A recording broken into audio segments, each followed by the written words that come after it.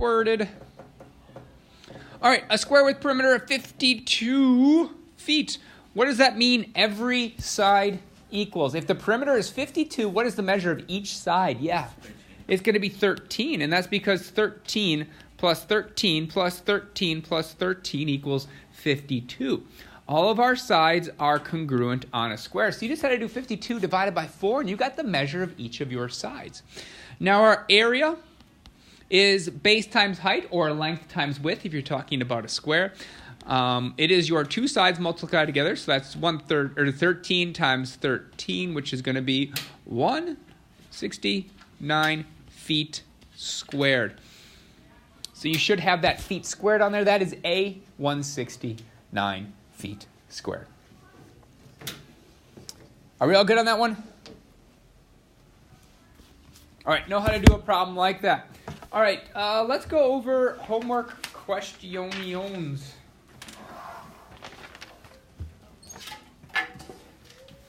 Megan? Questions on all the homework? Yeah.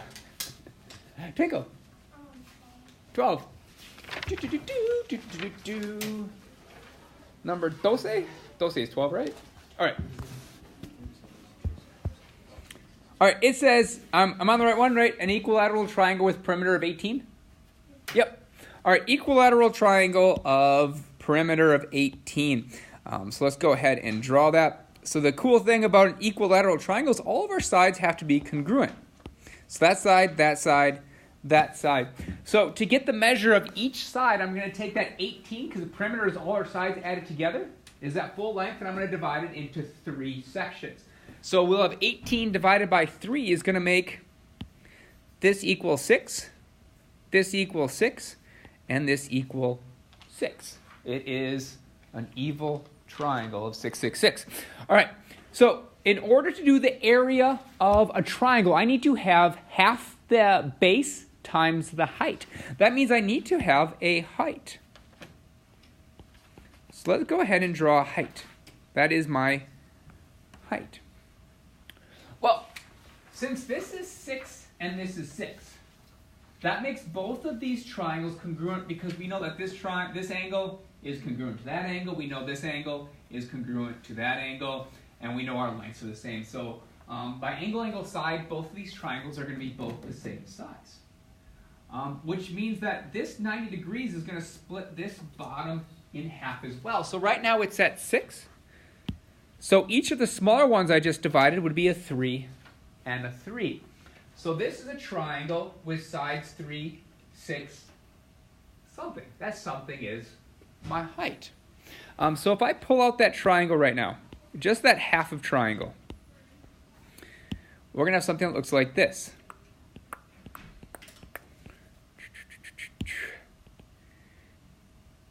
Ethan, you okay? All right, so that's 3, 6, and we have h on this side. Well, that's 2 sides of a triangle. I just need to find this height. So we can just do a squared plus b squared equals c squared. The other thing we could do is, what's the measure of this angle? What's the measure of that angle? Yeah. 60 degrees. 60 degrees. So this would be a 60, 30, 90. We can also use the 60, 30, 90 triangle rule. We can also use trig to find that. I'm just going to use the a squared plus b squared equals c squared. So in this case, it would be h squared plus 3 squared equals 6 squared, where you're going to end up with h squared equals, 27? Because we'd have 36 minus 9, which would be 27. So our height equals the square root of 27, which we can reduce down to 3 square root of 3. Now our area formula is half the base times our height. So we have all of our elements. So we'll go with area equals 1/2 6 times our height of 3 square root of 3, which is just going to equal 9 square root of 3. They don't really have units, so we'll just leave it as that. Did that answer your question, or was there something in there that didn't quite make sense? No. You're good? Oh, okay. That's, yeah, splitting this apart. Yep. The only time you can't split it apart is if these are different sizes. So if this was like 5 and this was 7, you couldn't do this and split it apart. It only works if both of these are the same. So if you ever have an isosceles or triangle or something like that, where they have two of the same sides, always put them here so you can easily see that line being dropped down. All right, other questions? Tyler? 7.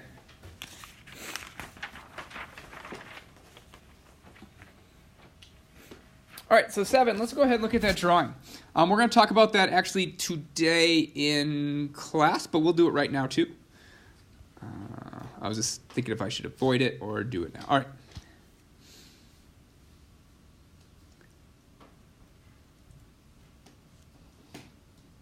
All right, how do I want to do this? I'm going to take this picture maybe sideways.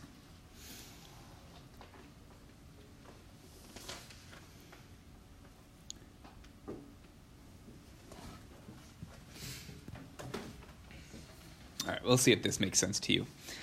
Maybe now that I have it sideways, it'll make a little more sense on what we're doing. Height and base are always going to be 90 degrees to each other. Height and base are always 90 degrees together. So you see this 90-degree angle? That means this is a height. It has to be a height or a base. Let's stretch that. It doesn't matter. But so I'm going to circle 8 and say that that's going to be my height because it forms this 90-degree angle. Well, the thing it forms a 90-degree angle with is your base. So this 90-degree angle is formed by this line here. But this 6 is not part of my shape.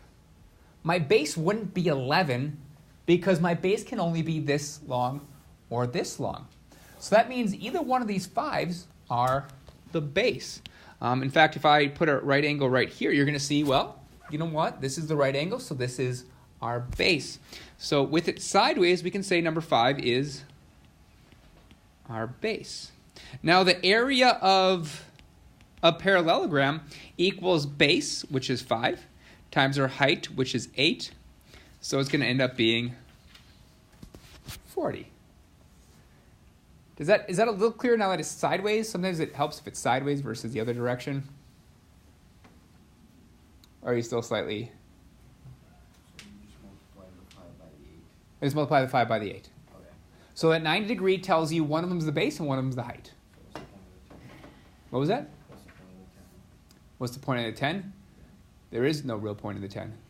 So you don't even use it? I don't even use it. Okay. So you got to be careful. I'm going to give you tons of numbers. It doesn't mean they're all useful. You have to be able to go, all right, I don't really care about that 6. I don't really care about the 10. I don't care about the 10. I only care about finding a base and a height. I only need 2 numbers. You only need 2 numbers. And that's why you're always looking for that 90-degree symbol. That will indicate which is your height and which is your base. Okay? Other questions?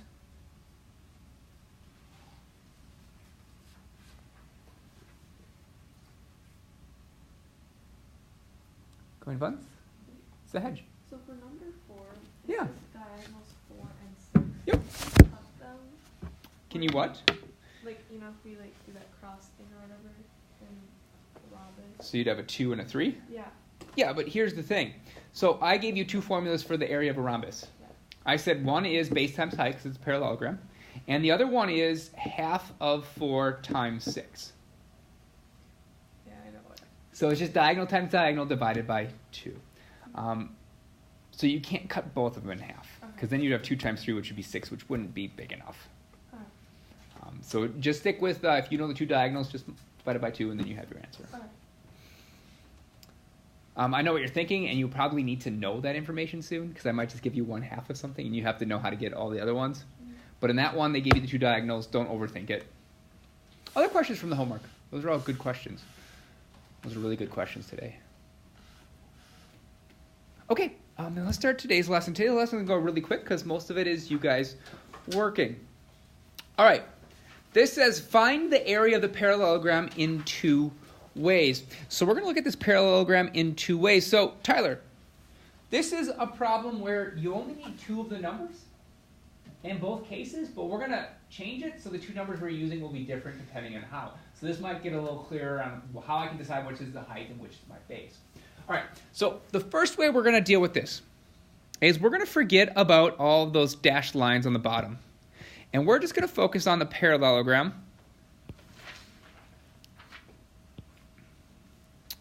This portion of the parallelogram that has this little 3 here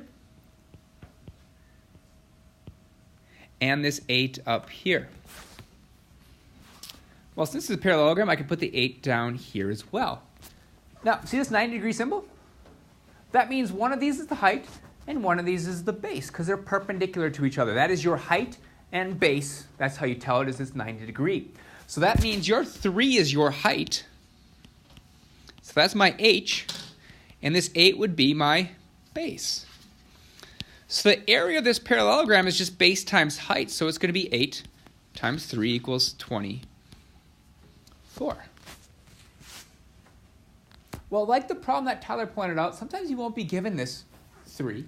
You might be given that other drawing. So we're going to change this. We're going to focus on that other drawing. So we're going to forget about this 3. We're going to forget about this 3, and we're just going to talk about this dashed line. In fact, I think in my notes I flipped it. I'm going to go ahead and flip it. I'm going to go ahead and flip the drawing. I'll show you what I mean. So I'm going to draw it in this direction so it's kind of on its head. Where this length is our 4, which makes this 4. And then we're going to do our dashed line out here. Make that 90 degrees. And we made this 6. So we can kind of see it's on its head. Well, once again, look for that 90-degree symbol. That 90-degree symbol tells you have a height and you have a base. So if I look at this 90-degree symbol, I can call 6 my height because it's the distance between these two sides. In fact, I could have drawn that 6 inside of here as well. All right, so I can either put it on the outside, or if you see it on the outside, feel free to just write it on the inside and say, well, that's also 6. It is our height. It is that height, it's that distance between those two bases. Well, 90 degree goes with this 4 and this 6. So one of them's your height, one of them is your base. Let's go ahead and say that that 6 is our height. So that's our h. And that 4 is going to be our base. Area equals base times height, which is 6 times 4, which equals, yeah, that's 24 again. But I used 2 different numbers.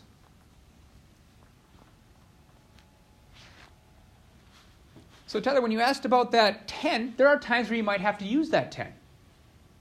There are times where you might use 2 different numbers. In fact, in this one, you could have solved it either way and you would have got the exact same answer. Just make sure you're just using 2 numbers that are your height and your base and forget about the rest of them. All right, just be like, oh, okay, Mr. Bateman's just trying to confuse me with all these extra numbers. I just need to find a height, I need to find a base, look for 90 degrees, and that will get your height and base. Do you feel more confident in a problem like that now? All right, good. Do you all kind of see what I did, the 2 different ways? This is probably the harder height to see, but I can actually do this problem without rotating. I can say, okay, 90 degrees, this is my height. It's 90 degrees with the 4, so that must be my base. I can do that with just looking for that 90-degree symbol. You don't need to turn it. All right, last one is find the area. I think we all know kind of how to do this one. Can someone walk me through how to do this problem? You don't have to tell me the numbers. Just tell me what I should do first. Okay, there we go. We have this side. Draw the dotted line with a 90-degree angle. Should I draw it here? No. Where should I put it? Left or right of where I had it? Perpendicular to the base? Well, that's perpendicular to the base. Makes a triangle. To make a triangle. Yeah, that's what I was looking for. I wanted to make a triangle. So we're going to go right here, right? Because that's my height, right? And now we have that triangle that Ethan told me to draw. All right, so we have this triangle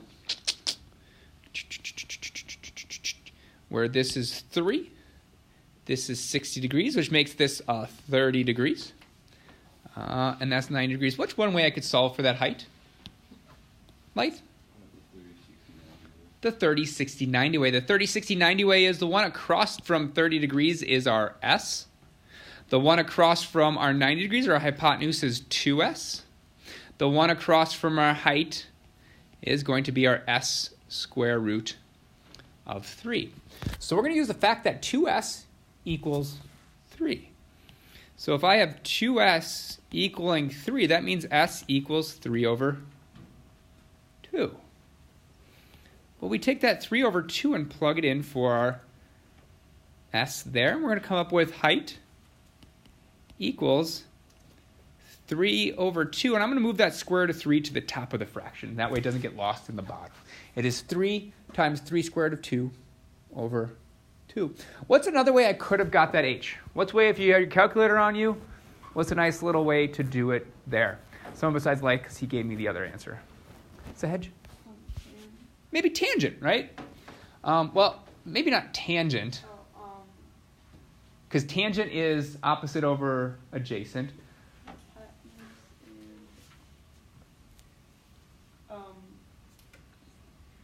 Adjacent. No, wait, yeah. You want adjacent? Do we know the adjacent, though? Sine. Yeah, we're going to use sine. Sine would be opposite over hypotenuse. So we could say the sine of 60 equals h over 3. And then you solve it and you get the decimal form. All right, so I have my height. I have my base, because our base is going to be that 6. So the area is going to equal base times height, which is 3 square root of 2. It's 3 square root of 3 over 2. Well, 6, let's just do this whole thing. 6 times 3 is 18 square root of 3 over 2, which is going to equal 9 square root of 3. They didn't give me any units, so we'll just leave it as 9 square root of 3.